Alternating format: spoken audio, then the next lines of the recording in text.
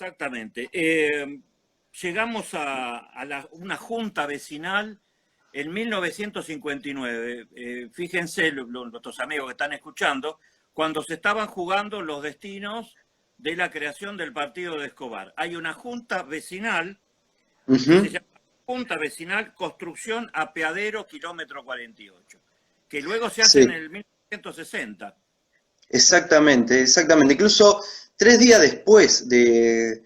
Todavía estaban festejando Lambertucci, ¿no? Todavía estaba Meguillo, estaban todos festejando la creación del partido de Escobar, cuando el 11 de octubre, o sea, 3 días después, se genera esta junta vecinal, es más, incluso llamado, dice, a los vecinos del cuartel 9, esa era nuestra denominación, se genera esta junta vecinal para recaudar fondos para una construcción de una parada ferroviaria. Sí, por lo menos un apeadero que se llamó Apeadero Kilómetro 48, que este año está cumpliendo sus 60 años. Ahí comienza la denominación de Kilómetro 48, el 19 de diciembre, así que ya esperemos que estemos sin cuarentena, que estemos sin, por lo menos para poder festejarlo. Y ahí comienza a partir de iniciativas vecinales. Donaciones de tierra, juntaban fondos, hacían rifas, peñas, más que un asado. Me hubiera gustado estar ahí, yo creo que con vos ahí nos hubiera gustado estar ahí compartiendo de esos asados, peñas, donaciones de, por ejemplo, el agua, ladrillos que venían, bueno, acá había construcciones de ladrillo, ¿no? Habían hornos de ladrillo, la arena, todo eso se conseguía a partir de distintas donaciones.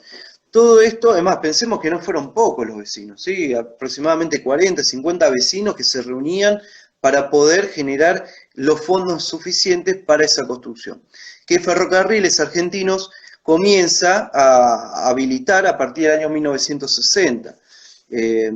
Ahí entonces podemos decir, bueno, entonces quizás lo que mencioné antes, que el ferrocarril no era civilizador, quizás lo fue. No fue civilizador en relación a los objetivos ingleses. Fue civilizador acompañando las situaciones de la localidad. Pero ¿cómo surge la necesidad? Porque no es que se levantaron un día y dijeron, bueno, muchachos, ¿qué tal si paramos el tren acá? Acá en Maquinista Sabio, en esta zona, ya existía el barrio Altavista, los barrios Acacias Blancas, que eran barrios residenciales. En aquel momento, pensando en Maquinista Sabio, también en Derqui, habían de estos barrios residenciales, como una suerte de Nordelta de la época, donde se destinaban donde se vendían esos lotes para que la gente pueda descansar un fin de semana y que tenga un contacto con la naturaleza mucho más estrecho. Ya comenzaba esta suerte de nuevos núcleos urbanos en la provincia de Buenos Aires. Pero no fue solamente por eso, sino que además se va en relación con el crecimiento poblacional, la aparición de una escuela, la escuela número 24, comandante Luis Piedrabuena, habilitada a funcionar desde el año 1957, donde ven la necesidad de que las maestras que bajaban en la estación de Garín y les traían en carruaje, imagínense en carruaje, hace más de 60 años, con lluvia, con frío, con calor, puedan parar. Ya incluso se detenía el tren, ¿no? Yo me imaginaba esa escena de esos trenes Gans sumamente redonditos, pintados de naranja, marrón, con la sigla de Ferrocarriles Argentinos. Paraba, unos minutitos, bajaban las maestras y el tren seguía. Se vio esa necesidad para que la escuela también pueda tener una parada ferroviaria cercana. Existía una ruta, la ruta 2014, que no es nada que ver a la ruta 26 que hoy conocemos. Era un camino de tierra de 5 metros de ancho, pasaba un colectivo o un auto y listo, y hacerse un costadito para que pase el que viene de frente. Antes de 2014, ¿hoy cómo se llama esa ruta? Hoy ruta 26, incluso hace un par de años, tiene el nombre de doctor René Favaloro. Tiene ese nombre, todos lo conocemos como la 26, sigue siendo la 26 para nosotros, y es llamativo, ¿no? Esto de los nombres, de que hoy por hoy hay muchísima gente que todavía extraña o añora ese nombre de kilómetro 48, ¿no? Incluso todavía lo siguen llamando. Y esto tiene que ver con... Sí, ahí Gómez Mauricio nos alcanza una anécdota muy interesante. Dice que a veces no siempre paraban los trenes y las maestras lo obligaban a parar ahí. Exactamente.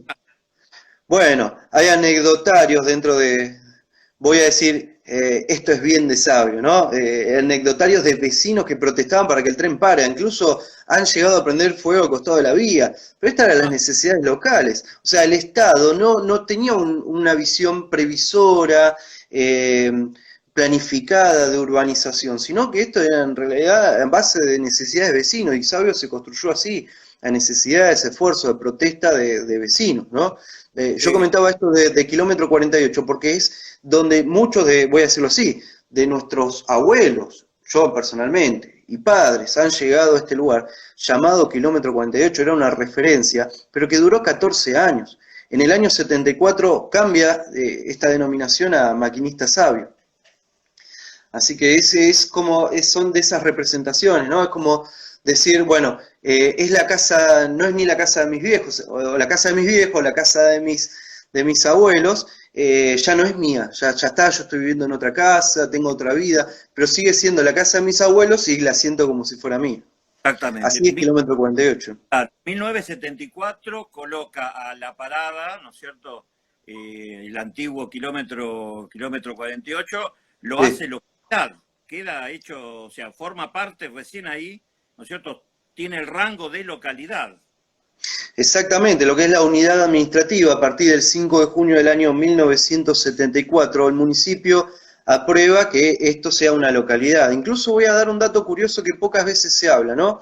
¿Quién fue el primer delegado? Me ha llegado esa pregunta, pero en realidad no voy a decir así, sino que la primer delegada fue Beba Sírpolo, sí, la señora Beba Sírpolo.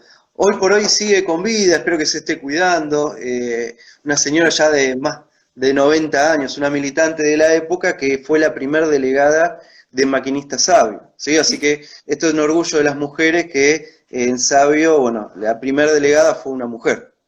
¿Qué te parece? Buenísimo.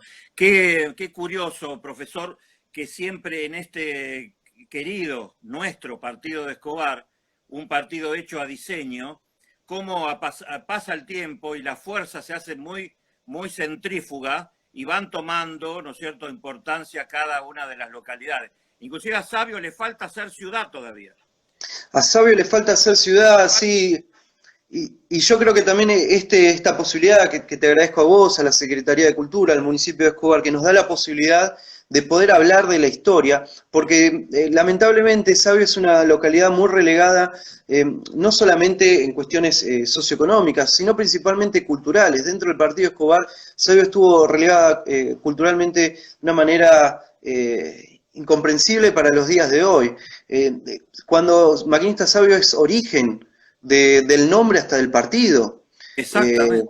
A ver, pensemos que hasta el granadero Gelbes, la prima de él, llamada Eustaquia Gelbes, vivía en el Quintón de Torres, que hoy sería lo que es el barrio policial, en esa zona, y a ver, pensemos que en esa época las unidades familiares estaban ahí, no es que, bueno, el primo vivía en otro lado, vivían todos juntos, hasta Granadero Gelbes es más que probable que haya partido desde esta localidad. A ver, ¿por qué no pensar también que en la Cañada de Escobar es donde se situó, que es donde se situó Manuel Belgrano, también fue aquí en este lugar? Exactamente, buscando, Belgrano lo cuenta en sus memorias, paró, ¿no es cierto?, aquí en la Cañada de Escobar, para los amigos que no conocen esta historia. Lo cuenta el mismo... Que vos bien lo mencionás en tu libro, ¿sí? De paso te cito bibliográficamente a vos. Muchas gracias, muchas gracias. Puede arreglar con el editor que sí, es una persona que se puede negociar. Exactamente. Entonces, profesor, las instituciones de Maquinista Sabio son fundacionales. Realmente le han dado un impulso impresionante. La escuela, digo, el comercio, aquella vieja pulpería. Exactamente, sí, fueron fundacionales. A ver, pensemos también en el contexto, ¿no? En la Argentina el Estado benefactor, ese Estado interventor, tanto en la economía como en la sociedad, ya estaba desvaneciéndose, comenzaba el Estado neoliberal ya en la década de los 70. Esto se ve reflejado en estos sectores que han venido a vivir en esta zona. Para hacer una introducción a lo que voy a finalizar.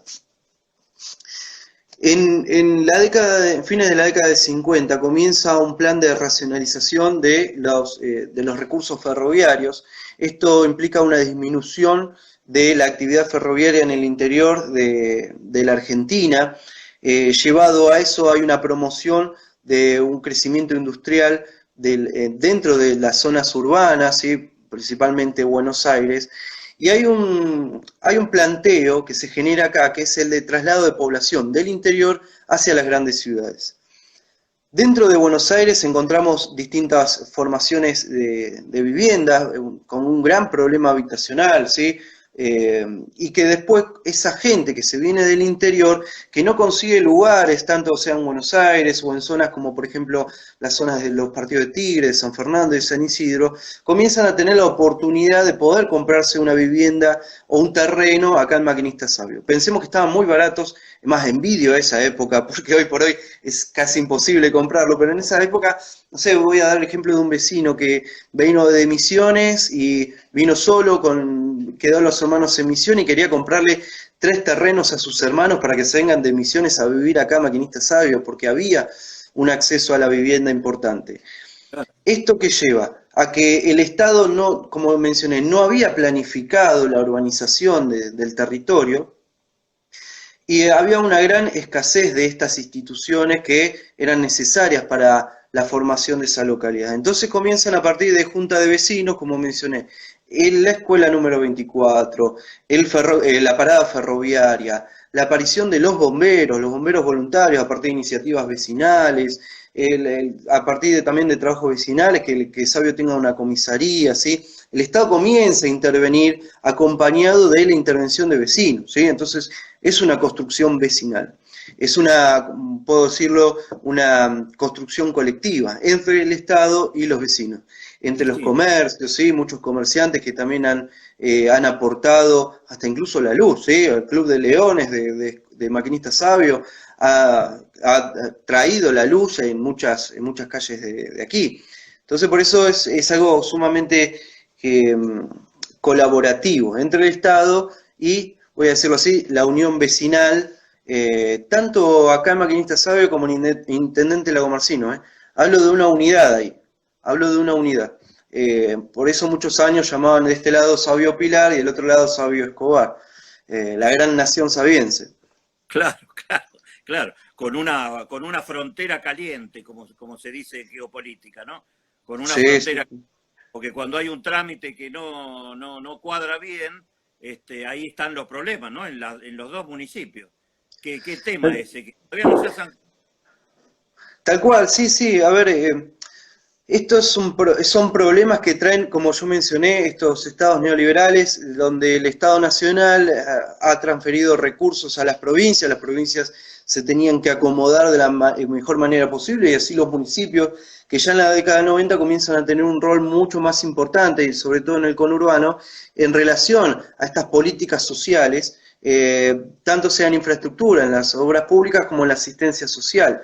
Bueno, la asistencia social acá en Maquinista Sabio es sumamente destacada. Pensemos en la década de los 90, en el año 96. Bueno, nos menciona estos textos como Masón, Frederick, entre otros, Molinari, la doctora Molinari, que ha hablado sobre el rol de las manzaneras en el conurbano bonaerense, ¿no? La participación de la mujer como acción política y acción social en el acompañamiento de estas, o tratando de llevar adelante una política social mucho más activa por parte de la provincia de Buenos Aires. Así sea también la sala de primeros auxilios, Eva Perón, que era la única que estaba en aquel momento, también tratando de llevar esa contención social de salud hacia los habitantes de esta zona, ¿no?